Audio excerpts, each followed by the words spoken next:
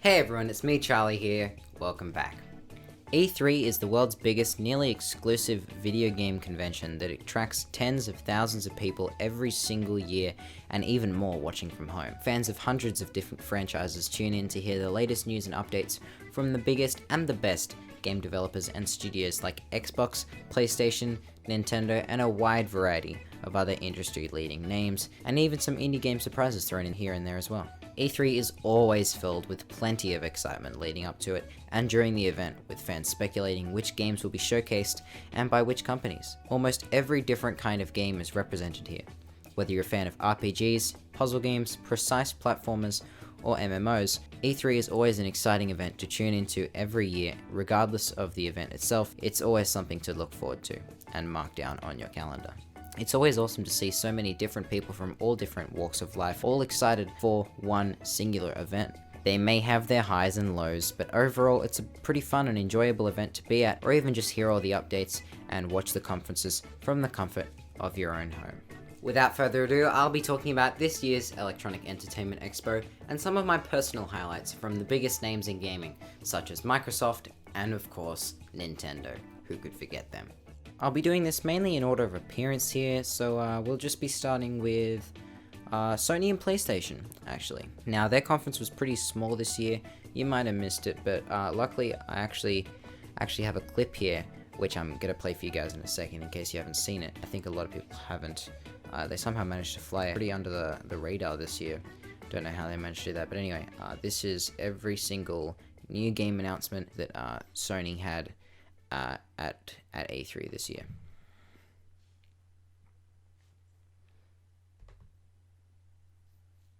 Hello? Is it playing? It is. Where's the games?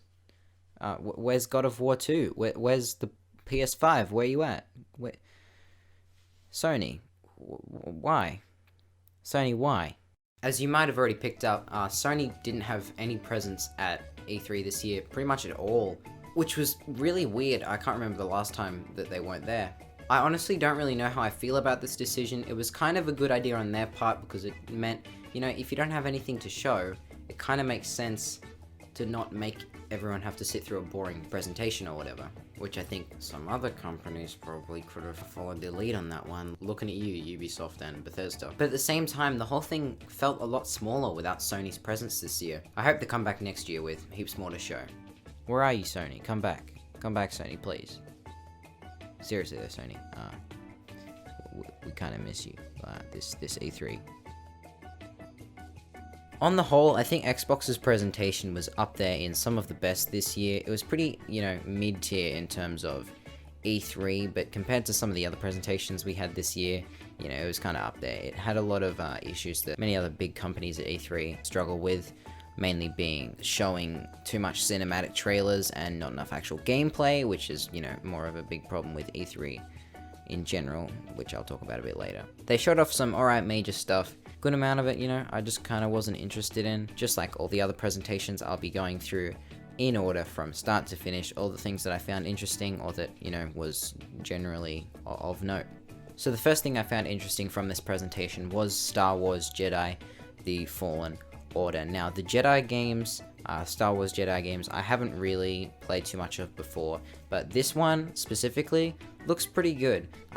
Again, this one fell into that kind of, shows a little bit too much of cinematics, but it did have a decent amount of gameplay kind of shown. Throwing a lightsaber at people was kind of cool, and they had this one awesome bit where a stormtrooper shot at the character. He force pulled the guy into his hand and then shoved him in front of his own bullet, and then he got shot by his own bullet milliseconds after he shot it, which was pretty cool. The highlight of Xbox's presentation though came directly after this, and that was Cyberpunk 2077. Now, this is a pretty awesome looking game. Looks like it has a cool concept, it's got a cool looking world. Honestly, something that I would be very interested in personally, but to top it all off, they bring in the big man himself, Keanu Reeves. Now, Keanu was a massive highlight for a lot of people at this year's E3 for good reasons. He's a great guy, and we had lots of good memes from the presentation. There was, of course, everyone's favorite moment. The feeling of being there, of walking the streets of the future, is really going to be breathtaking. You're breathtaking. You're all breathtaking. And he actually appeared in the game, of course, which was also amazing. It didn't take very long for Reddit to take him up as their new golden child. He was really flooding the whole place for a couple days there. Even I had a meme on the front page of PewDiePie submissions with 5.7k upvotes. I'll show it on screen right now, humble brag. And then they announced Game Pass for PC, which is honestly pretty awesome. Game Pass is a pretty sick concept to me, and bringing it to PC, which is honestly amazing because that's the only place I can actually play it because I don't have an Xbox. And then they pulled the classic car on the stage for racing game, usually Forza thing. It's got a kind of cute looking Lego expansion, and the car was totally built out of Lego, so that was pretty awesome as well. Racing games have never really been my thing. Some of them are okay, of course. Forza's up there in some of my favorites that I've played. Yeah, and this Lego expansion just looks cute. Kind of an out there thing for Forza to do. But good on them, trying something different. And then right towards the end, pretty much one of the final announcements that they had was their big news on Project Scarlet, the new Xbox that's coming sometime probably in 2020, I believe they said, that's going to be completely backwards compatible with the Xbox One, all of its games, and it's releasing with a brand new Halo game, Halo Infinite, which they did indeed show a trailer for, and no gameplay, which is a shame, but the trailer did look cool. It did look cool. Project Scarlet in itself is looking pretty interesting. The trailer they showed was pretty funny too, the teaser trailer, for someone who just recently joined the PC Master Race, to see them saying things like, "We're looking at frame rates up to 120 frames per second." Like, the way they're saying that, it's like it's so revolutionary, like no one else has ever had this before. But regardless, pretty impressive. And yeah, new Halo, so that's always pretty exciting for Xbox.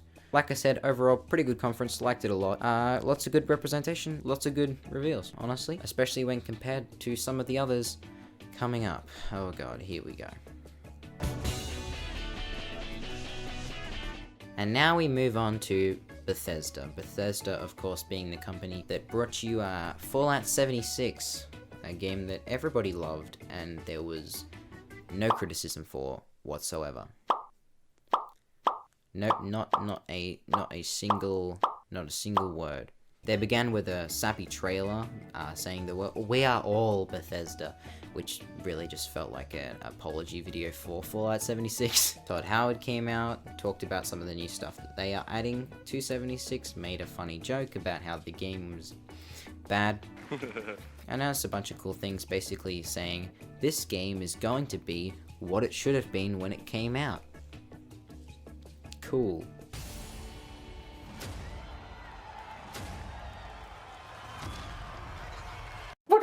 Then we got a bunch of lame mobile games that the crowd, for some reason, got really excited for, especially this guy. Return of Sai Sahan, the legendary Red Guard Swordmaster. A group of...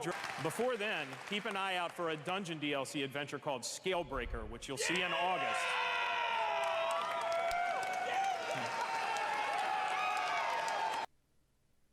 Yeah, a lot of people were accusing Bethesda of paying the crowd or something, or just filling it with developers for the games, people who are just like really, for some reason, excited about this stuff, because who gets this excited for mobile games? Like, seriously. And sometimes they're not even cheering for anything at all. Guy up on stage will just say something, just a regular old sentence. An old man in the front row goes, "Woo, yeah!" And then Bethesda's final announcement of note was Doom Eternal. Looks pretty good. Never played a Doom game in the past, but from what I've heard, they're pretty decent. People were pretty genuinely excited about this one, so that's always good. Gotta have something going for them, honestly.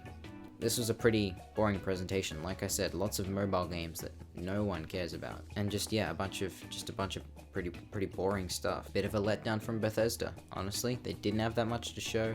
I felt like they probably could have followed Sony's lead and not even came at all, honestly, and just released their stuff in their own time. It sure would have saved us a lot of time and them a lot of embarrassment.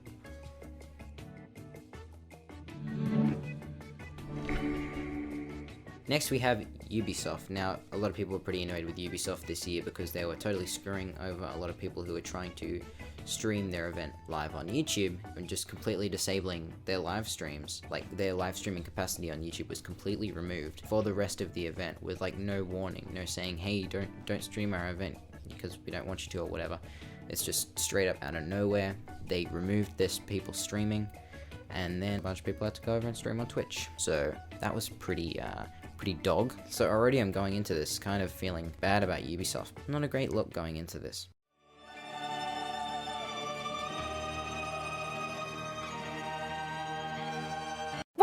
And again, bunch of boring mobile ads and a bunch of cinematic trailers. Even for mobile ads, I mean, this is pretty much bottom of the barrel when it gets to E3. You can't get much worse than this, seriously. They did give us a fair bit of information on Watch Dogs Legion, which looks pretty decent of a game. Again, never played this one before. Yeah, you might be able to tell that I haven't played all that many unique video game series. But this one seems to have some pretty cool mechanics. You can apparently turn into and control every single NPC in the game, and every single one has their own storylines and specific like things that you can do, which is a pretty interesting mechanic. I mean, you can be grandma. Look at her go, she's a damn beast. Try not to pull a hammy, Nan. And then they had a presentation of Just Dance, which was literally just people dancing, and no gameplay at all. Like, not even a trailer or anything. It was literally just people dancing. I mean, we don't really need one. It's just the same thing as every other year. They don't exactly innovate very often with that series. Who cares? Like seriously, who cares at all about Just Dance? Seriously. Like I said, Ubisoft was honestly just a pretty boring presentation this year. They probably could have done a Sony 2 and just stayed at home. Or at least just brought a couple of extra things to tell us about, because they really need to step their game up if they want to compete with people like Nintendo, who will be getting too soon.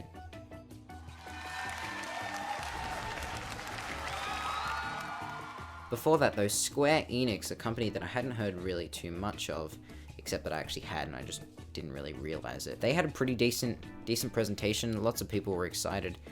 Generally unhappy about their presentation. Like I said, not too big of a fan of any of their stuff. Of course, I've heard of Final Fantasy and know that it's extremely popular, but I've never played any of the games.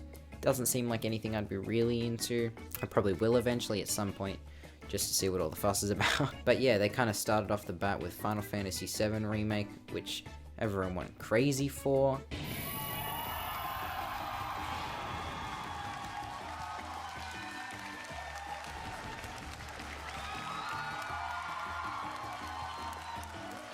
Very excited for, which good for them. And then the other thing from that presentation was we had an Avengers game with no gameplay. I mean, compared to Ultimate Alliance 3, it looks okay, but it still doesn't look great, and I have no idea what this game plays like because they won't damn show us. That was Square Enix though. People seem to like them generally, but after this everyone was kind of like, I mean, we didn't have anything too crazy. I guess it's all in the hands of Nintendo to bring this E3 back up. Please, Nintendo, we swear to God, we know you've got a lot of stuff coming, and please, just be good. Just be good. Boy, did they deliver. Nintendo! Going into this, I think most people knew that this was going to be a pretty awesome direct. They had a lot of games that they'd announced for this year that we didn't have a lot of info on.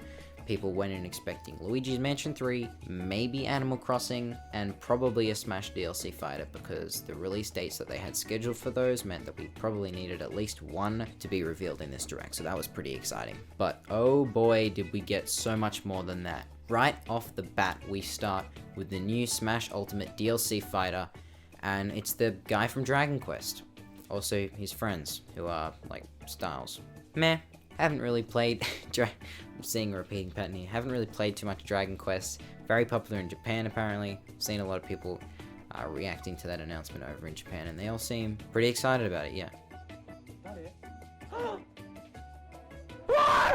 What? Oh my god! Oh my god! Oh my god! Oh my god! Oh my god! Oh my god! やばい! 勇者!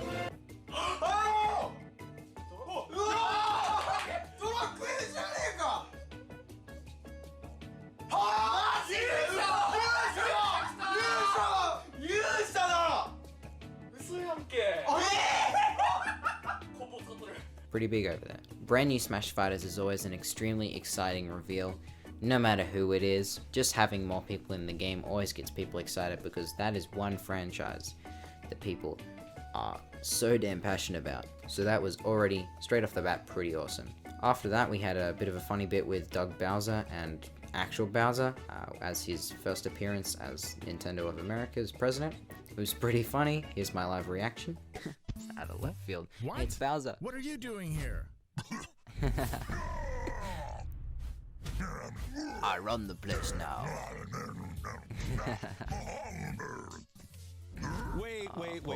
Wait a minute. There's been a bit of a mix-up. You're not the right Bowser. Sorry, but I'm the right Bowser for this presentation. Damn.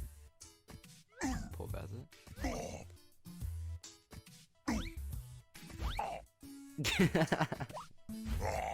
Oh, this is great. Not this way. No, this way. Bye-bye. Maybe next time. Yeah, Are I'll you get that CEO related? position one day. Yeah, I probably laughed a little too hard actually. It's probably on the account of the fact that it was 2. I'm not kidding, time zones are horrible here. Luigi's Mansion 3, another game that people kind of saw coming, but man, does it look so good. It looks extremely polished, and we just got so much gameplay, which I actually love to see. Nintendo sure knows exactly how to do it right, to show people the new mechanics, which look amazing by the way. Being able to suck up a ghost, smack him around on other ghosts, amazing. We got Gooigi, he's like Flubber, he can go through stuff, amazing. They just showed us heaps and heaps for that game, and it just looks so much more polished than it did last time. Looks like something I might actually be interested in. So many areas showcased, it looks amazing. 10 out of 10. Good reveal. Link's Awakening got shown off, of course, coming out pretty soon. It's kind of meh. I mean, it's technically a top-down Zelda game. It's a remake. It seems to be a pretty loyal remake at that, but it seems to be getting some actually new functions in the form of custom dungeons, which look pretty interesting. So yeah, alright looking game so far anyway.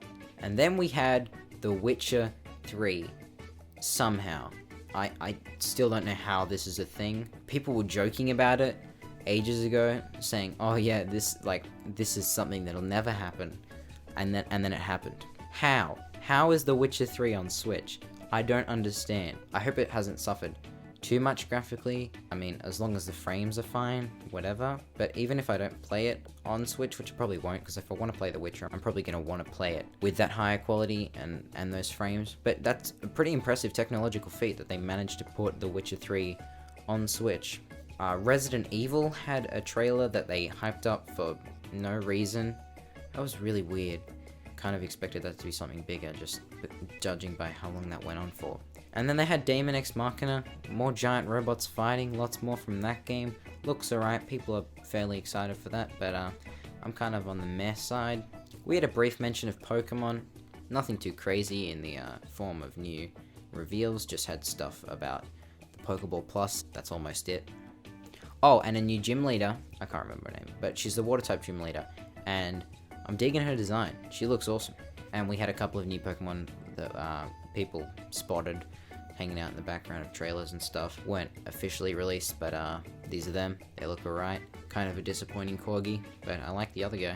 Then we had heaps and heaps more information on Astral Chain, which honestly looks so amazing. So much time and effort and clear love for this game has gone into creating it. And it would surprise me if this stays as a Switch exclusive, just judging by the scale of it all. I wouldn't be too surprised if they moved on to some other consoles or even ported it to PC. Yeah, I'll definitely be picking up that one when it comes out. And then, in totally amazing fashion, they revealed a reboot to the Mario and Sonic at the Olympics Games, which is amazing. One day, literally tomorrow. Are you kidding? No way. Mario and Sonic at the freaking Olympic Games. Yes, that's amazing.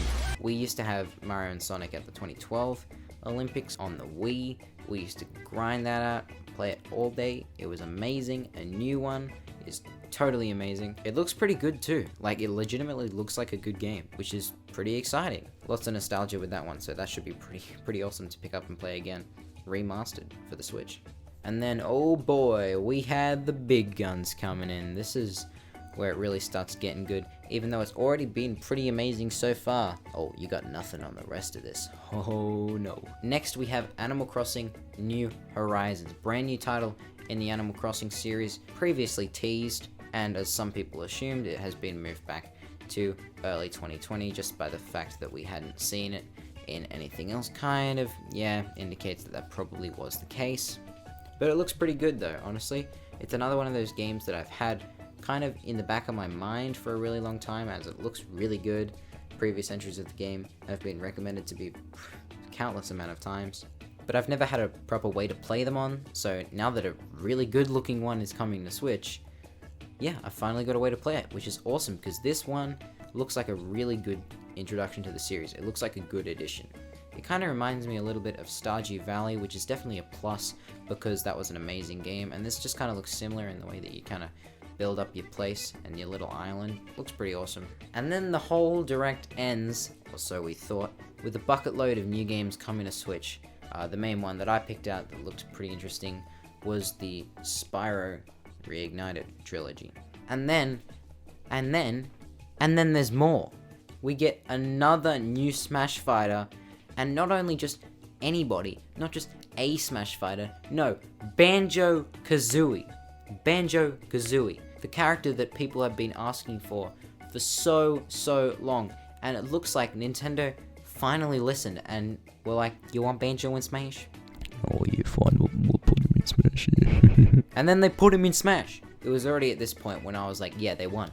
They already won. They put Banjo-Kazooie in Smash. Nintendo's already won E3. Like, that is it. They have won. 2 Smash characters in 1 E3, and that'll be it. Like, honestly, I thought they were gonna end after the montage of new games. But then, no. They release a new Smash character. And then, and only then, do they have their one more thing. That's right, boys and girls. They're not even done yet. I'm not gonna say what their last entry was yet. I'm just gonna let my live reaction speak for itself, and then we'll talk about it afterwards. Alright, that'll be it, surely. I'm looking forward 2 to the Smash day we characters. can introduce them to you. Oh, that's great. Speaking of, before we end this direct, I actually have one more thing to show you. You have one more thing? After revealing Thank 2 you whole very Smash much for characters watching. and a Until whole next time. roster of other games, including announcements for Luigi's Mansion 3 and Animal Crossing, a bunch of things are on the list, you still have one more thing? What is this? What is this? What is this? What is this? That's backwards audio. That's a torch. That look like... I don't want to get too hyped, but it looks like Breath of the Wild. It's Breath of the Wild. It's Breath of the Wild. It's Breath of the Wild. I can't handle this. More DLC? Surely not. Surely not. What is this?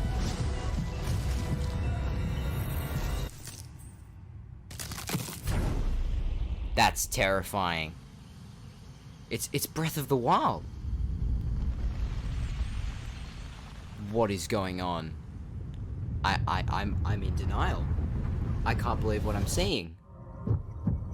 This is ridiculous. I'm looking. Oh my god. Breath of the Wild sequel. Yes. Oh my god, I was hoping it wasn't more DLC. I'm like, surely they wouldn't release more DLC. There's so much DLC already. Oh, Breath of the Wild sequel, dude. It looks so good. Hell yeah. Yeah. Breath of the Wild 2 is in development for Switch. Just saying that sentence now brings back the same feeling as it did when I first saw this trailer. I haven't even finished the first game yet, and there's a bunch of other DLC that I have to get to at some point as well. We probably still won't be seeing this game for a while soon, but it's going to be in the same engine, so it's not like it's going to take 4 years like Breath of the Wild did previously. We can probably expect more news on it in 2020, and probably a release in 2021. Plenty of time to finish up with the original, which is amazing. Great game, and apparently the sequel is getting the Majora's Mask treatment. It's going to be a lot darker, and just judging by the trailer, you can instantly see that with this shriveled up Ganon looking guy who turns his head with a massive crack like me when I wake up. Relatable meme. And then he's got big spooky eyes.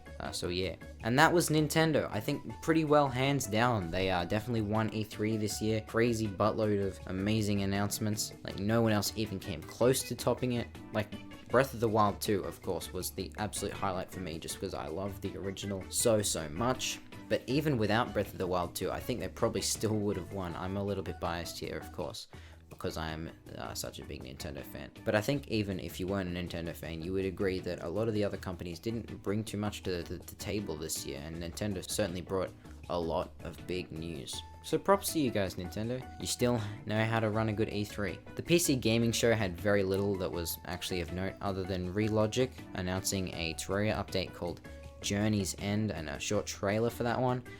People have been saying it might be the final one, judging by the name probably. Cool feature, they've got the boss health bar finally. You don't need a mod for it anymore.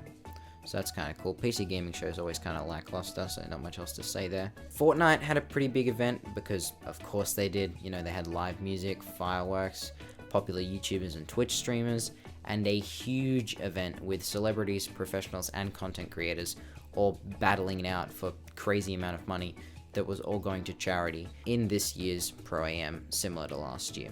Nothing too crazy in terms of the actual game, but the Pro AM was still very exciting to watch all of your favorites die in. Yay. Somehow I totally forgot to mention that Elon Musk appeared, probably because I didn't see it until like 10 minutes before recording this, but anyway, great guy, love him. Overall, I think this year was kind of a lame E3. Nintendo obviously completely stole the show and knocked it out of the park with their huge array of amazing announcements and new game reveals, but unfortunately a lot of the other presentations from other companies were pretty lackluster. A lot of the games that were showcased I personally had no interest in, and many games that did look interesting had no gameplay and were just cinematic trailers, which seems to be unfortunately a pretty common occurrence in recent E3s. I don't want to say it was mediocre just based on the fact that there wasn't a lot of games that I was personally interested in from other companies, but it seems like the general consensus was that it was mostly meh outside of Nintendo, other than a couple of major announcements, such as Cyberpunk 2077 of course, and the Final Fantasy VII Remake. But above all, what was by far my favorite moment of this year's E3? Was it Nintendo announcing Banjo-Kazooie for Smash Bros. Ultimate? Was it confirmation that Breath of the Wild 2 is now in development? Was it Keanu? Oh, Keanu. Well, actually, it was something completely different from all of these announcements. During Microsoft's presentation, they announced a very special game that completely blew my socks off and blew the socks off every single pair of feet that was attached to every single person who was watching as well. And what was that announcement? Well, they announced Lego Star Wars The Skywalker Saga, boys. Let's go. Lego Star Wars Skywalker Saga. Let's go. This tops Breath of the Wild 2. It tops Smash character releases. I can't believe I'm saying this. It tops Keanu Reeves. I know, incredible. But that's just the level that Lego Star Wars games are on. They are above all. This is an accurate representation of the situation with the meme. Oh wait, no, hold on. That's the wrong one. There you go. Fixed your meme. This is the level of literally everything else at E3. And this is Lego Star Wars. 10 out of 10. Forget everything I said before. Nintendo didn't win. Microsoft did. In all seriousness, though, it actually does kind of look like a good game. It's like all of the movies as well. So yeah. Looks good, but it's not actually as good as Breath of the Wild 2, I'm sorry. I mean, what am I talking about? Yes, it is. Woo!